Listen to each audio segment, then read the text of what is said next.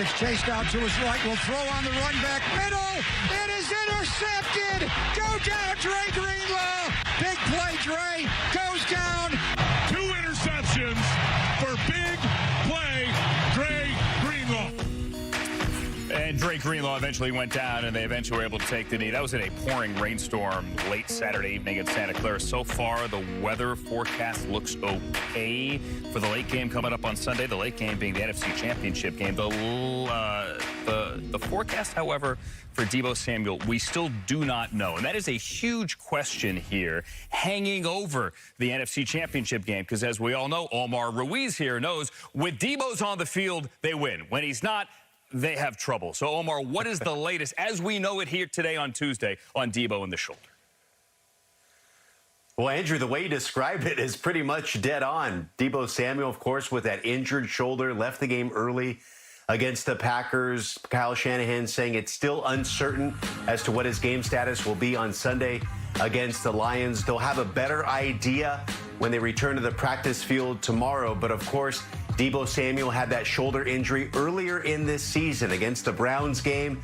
He missed the next 2 games, the Vikings and the Cincinnati Bengals game, all 49ers losses, just to give you an indication of how valuable Deebo Samuel is to this team. Now, Trent Williams also missed those middle games that I just referred to, and obviously he's immensely valuable to that team. But we saw how that offense struggled to move the football until late in the game, Andrew, when Brock Purdy and the rest of the 49er team really got it going there in the fourth quarter. But, yeah, Deebo Samuel's shoulder injury is one we'll be watching all week long, but should have an indication here at some point this week whether he plays Sunday or not. You know, looking back on that game, Matt LaFleur, the Packers head coach, in his end-of-the-season presser yesterday, Omar said, I feel like we were the better team almost the entire game, until the end, obviously, when they were not. Looking back from a Niners perspective, how did they pull that off? Because they were this close to blowing it. Well, we heard them talk all week long last week in preparing for their playoff debut of the 2023 postseason. And they talked about every play, every drive matters. And they lived up to that, because you look at the first 3 Packers offensive possessions. They take the football after the opening kickoff. They drive 14 plays down the field, and the 49ers held them to a field goal. Then the next Packer possession, they take the ball 10 plays down the field, and on 4th and 1 at the 49er 14, the 49ers turned them away right here. George Kittle said that they felt the Packers had that momentum, and when the 49ers defense stopped them on 4th down, they felt that they prevented the Packers from taking that momentum full throttle. And then, as Eric Armstead described it to me, it was situational football after that for the 49ers to then take the ball and drive 86 yards for their first score, that George Kittle touchdown. And then you look at the 3rd Packers possession. They still marched the field 10 plays and were only limited to a field goal. So, Andrew, those first 3 Packers possessions, 34 plays, just 6 points, obviously allowed the 49ers to stay in the game early when the Packers were dominating time of possession, and ultimately allowed them to win the game late in the fourth quarter. And still that run defense, the long Aaron Jones run there in the fourth quarter. If Anders Carlson hits that field goal, maybe it's a different conversation. It isn't, however. The Niners, the 1 seed, they hold serve, and here they are hosting the NFC Championship game. Thank you, Omar Ruiz. They're the latest on the 49ers, who are back on the practice field coming up on Wednesday. The Lions haven't made it this far since '91. Coming up, a man who was on that team and now who Lamar might be the MVP. We'll find out at NFL Honors, by the way, the Thursday before the Super Bowl. Might Lamar be in Vegas for that with his Ravens? AFC Championship game coming up on Sunday. The early game followed by the NFC Championship game as we continue here with NFL Total Access. And it is now officially your in-person interview season for the open head coaching jobs now that we are through the divisional round. Mike Garafolo, Tom Pelissero back with me on TA here from LA. Tom, next week in Detroit, whether they win or not, evidently there's a big interview party going on for their coordinators.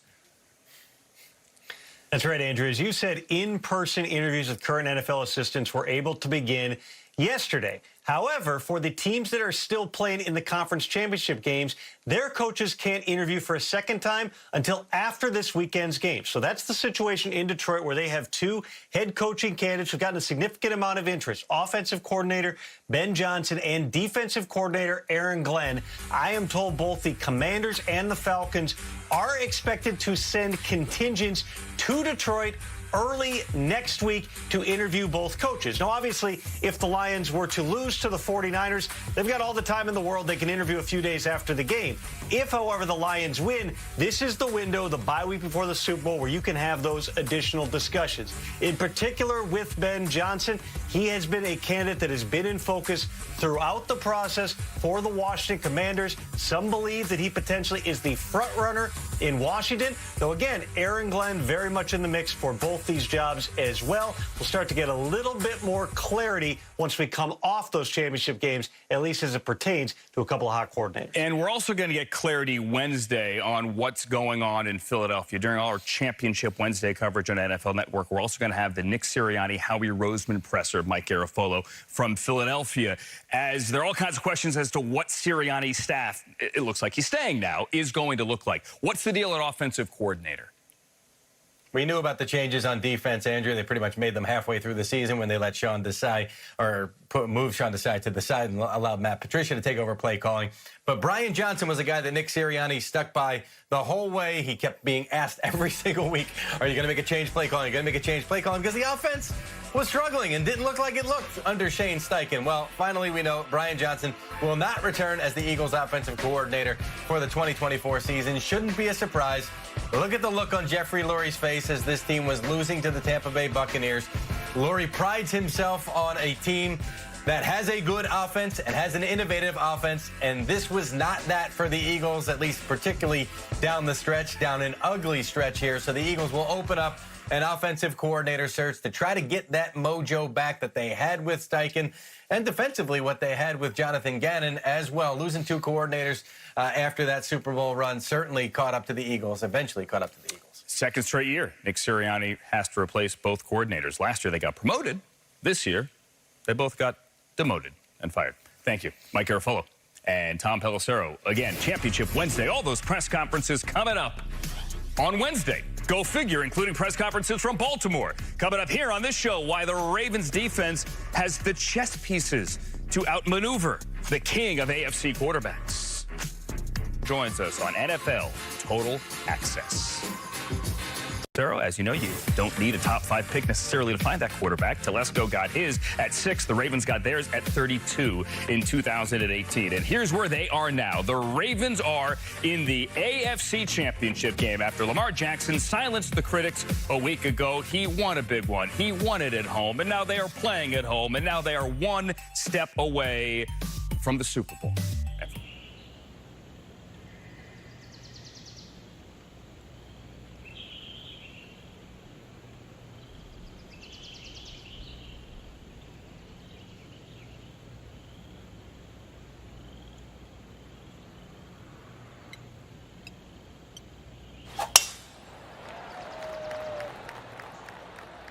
This one looks to be headed towards the fairway.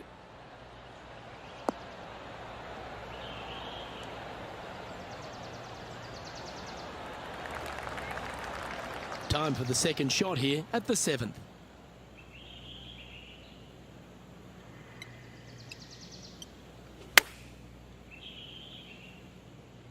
This one looks to be on a pretty good line.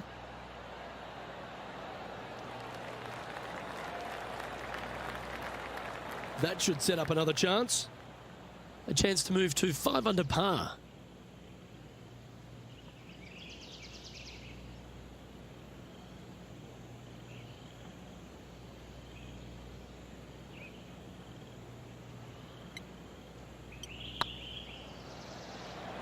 This one's online. And racking up their 5th birdie of the day. And that will take him to 5 under.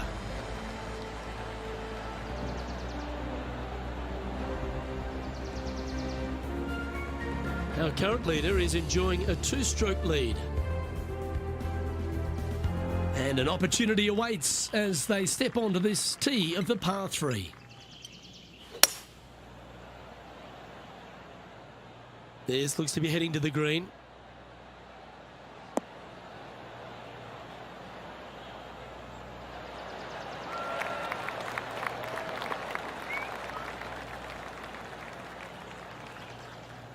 Yeah, that was a safe play. What's in front of them, Henny? I've been all around this, tried to read it, just can't see it, but he's got about 22 feet. This is what they have left for birdie here.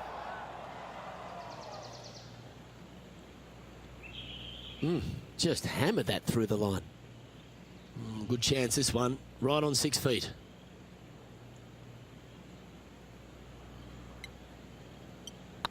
Looks good off the blade. Well holed.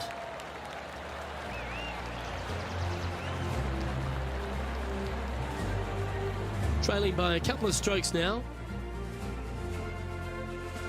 Here we go. We're beginning the 9th hole now.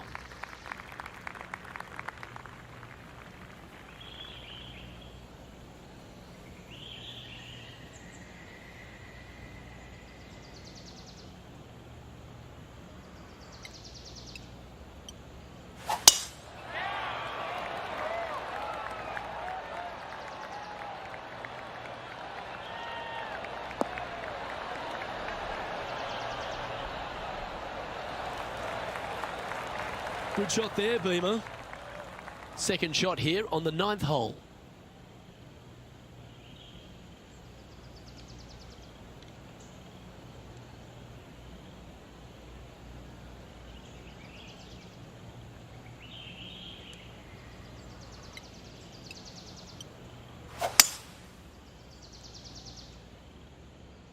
Not sure if they got that one flush. This might not find the fairway. Getting ready to play their third. Just 2 shots behind.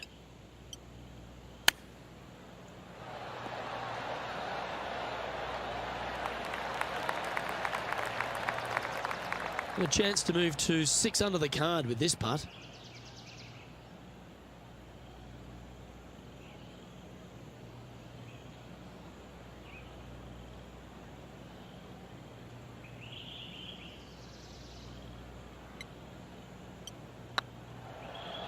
This is a good chance. A bit too much pace on that one. 3 feet to go here to the hole. And down it goes. Let's head to the next. And as we turn for home, Rich, always a good chance to reflect on the halfway stage of this round.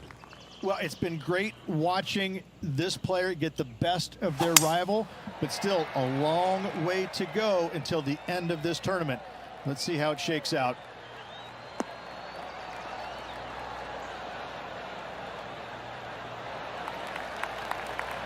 Oh, well done. And they're playing from about 140 yards out. Only 2 shots off the pace. This one needs to kick left and kick left hard. Good shot there.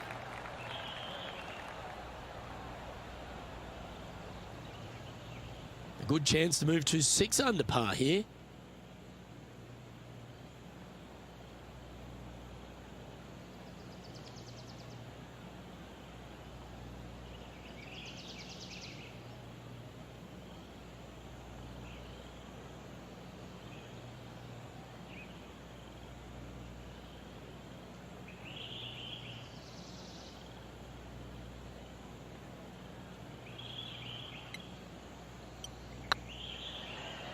Get excited. This could go in. It's just about 3 feet away.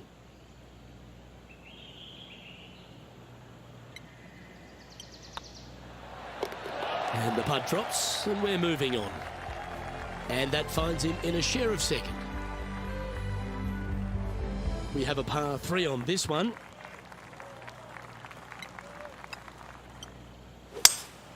Opting for the 5-wood. This one heading towards the green.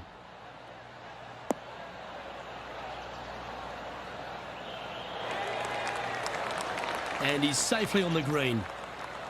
Trying to get to 6 under now with this putt. Their short game has been very impressive. They've been really sharp today.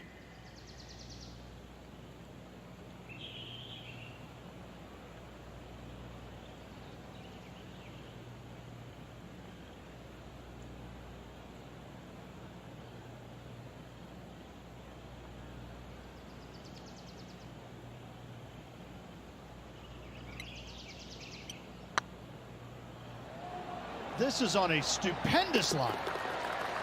Oh, sensational putt, that one. A big play at the right time, and their rival is now shaking in their boots. He's currently sitting in second. Getting closer to that top spot on the leaderboard. This is getting interesting.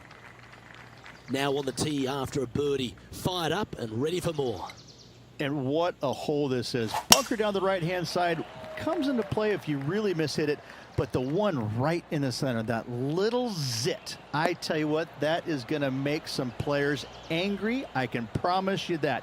If you avoid all that, second shot, fairly straightforward. Anything bailing out to the right is going to lead to a really simple pitch shot for your up and down birdie.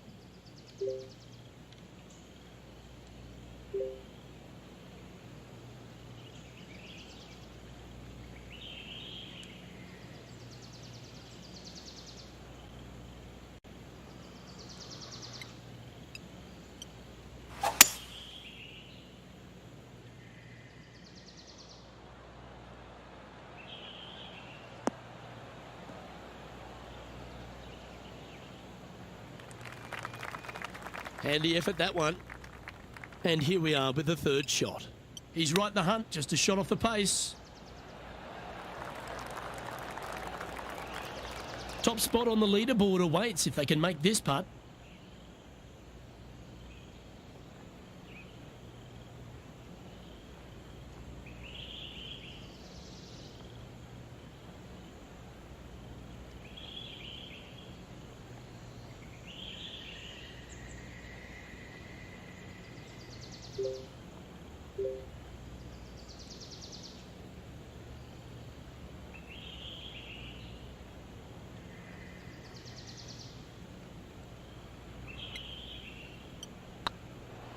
Go on, get in the hole. Oh, look who's getting on a roll now.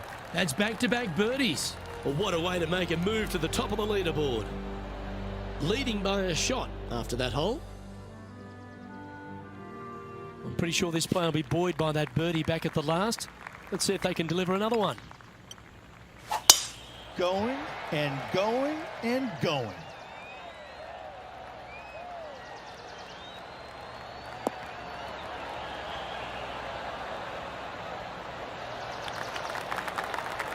Second shot here on the 13th.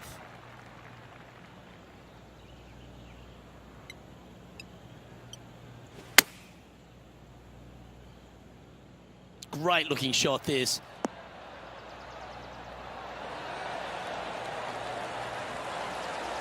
And hitting yet another green here in regulation. It has been fantastic to watch all week long. This player is dialed in.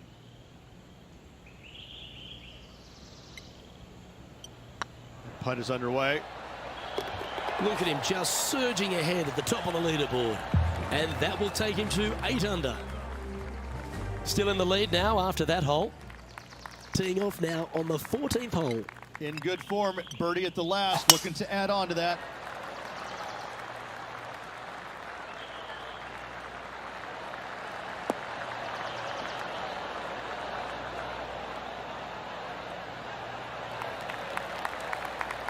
Quality shot, that one.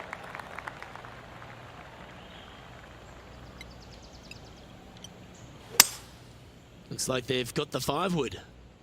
That's heading further left than they wanted, I think. That's disappointing. Lots of greens in regulation today for this player, but not so on this occasion. Will he be able to get out of this one? This reminds me of my breakfast.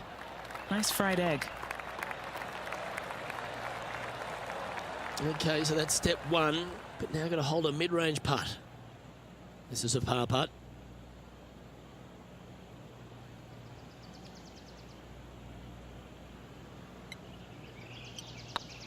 These are on rails, looking good.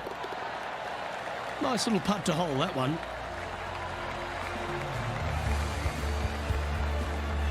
And as we take a look at the standings, this player is currently in first, with Justin Rose second. Here we find ourselves on the tee of a long par 4. Well, on the tee now, coming off a par. Chance to pipe one up the middle.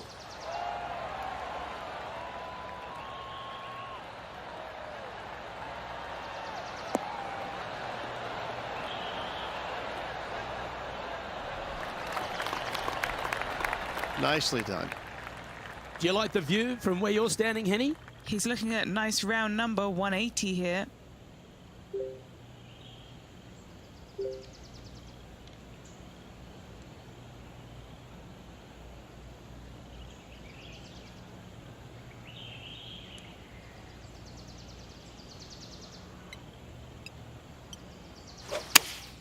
Going with the 5-iron here.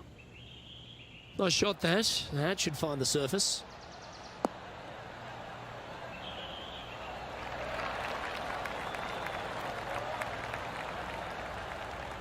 Yeah, not a bad effort, that one. Up onto the green and a chance to hole your putt. A birdie putt awaits.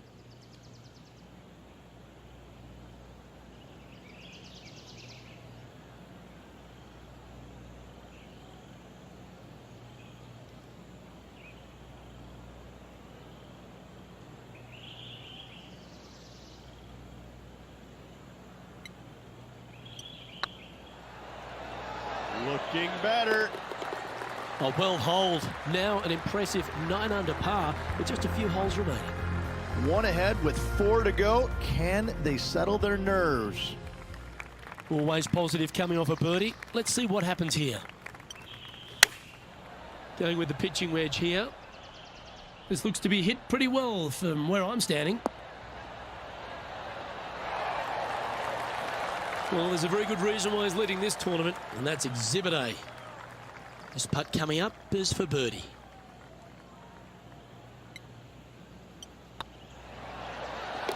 Yeah, you like the look of that right off the blade. Gotta like it. 2 in a row. It's Brooke Henderson coming off a birdie on her last hole, and that will take her to 2 shots off the lead. Welcome to this hole. It's a par 4. Do you attack it and try and increase your lead, or do you lay back and play safe? I like to attack it. What do they like to do?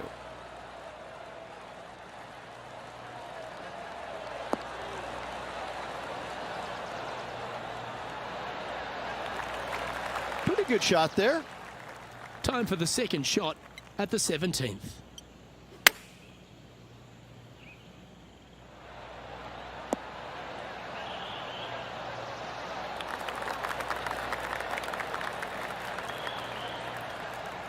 Well, you can see why he's leading. That was a shot of high caliber. Lining up the birdie putt here.